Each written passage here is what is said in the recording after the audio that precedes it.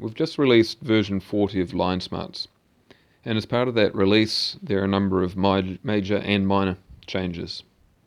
Some of the minor changes are, a number of them are little bug fixes and tweaks. We've also made it so you can change the name of the export files, and the GPS stays on for longer, which is more convenient. And we've added the percentage CBL to the results that get reported in the CSV export for spans. Listed here are some of the more significant changes. The first three I'll go through in more detail after the slide. So we've got the building clearances and these new exclusion zone features. We've got conductor diameter measurement, which is still a prototype feature, but we've included it in there for people to try out.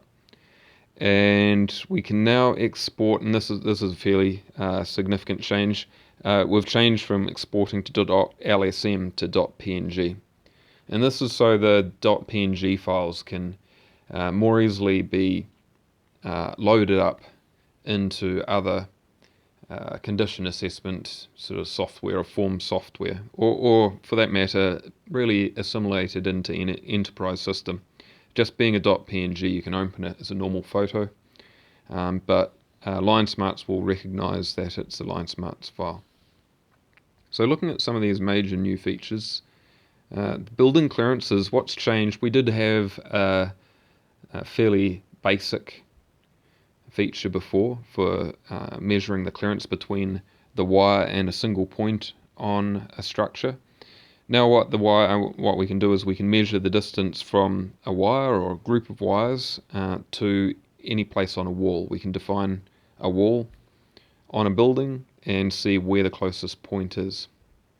I'll provide more instruction on how to use this feature in actual later videos that really focus on the different new features. We've also introduced a new feature for exclusion zones. The first one here is conductors.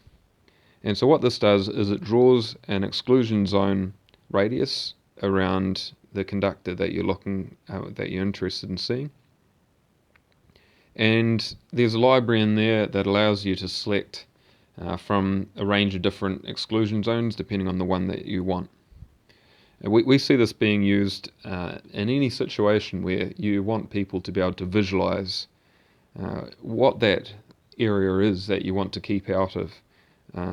So for example, just plain public safety, or if you want to provide it to a third party who's going to be working close to the line. For high traffic planning, just visualizing where things are. When you're producing work plans and procedures, this can be a good part of that documentation.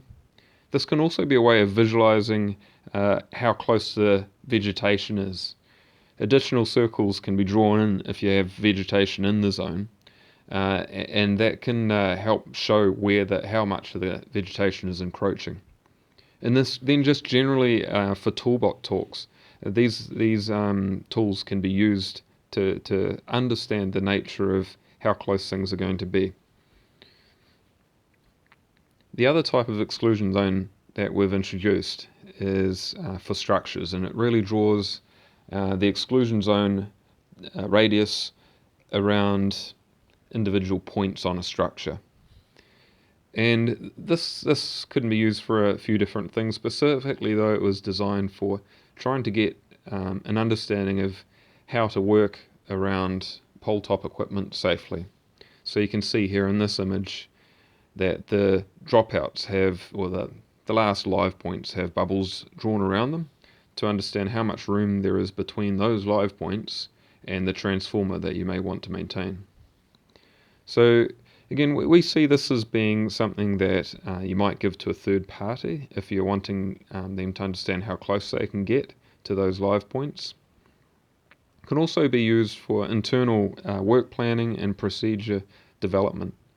If you're wanting to either develop a work procedure or just generally have work procedures for each asset that you have out there to show how it can be maintained and operated. And again, for toolbox talks, this is just something because so many of these structures are unique and individual. You can't have something that covers everything. This is something that people can rock up on site with and understand what the dimensions of that specific asset are and what the exclusion zones are. So a few new features there that we're hoping people will find useful. Thank you.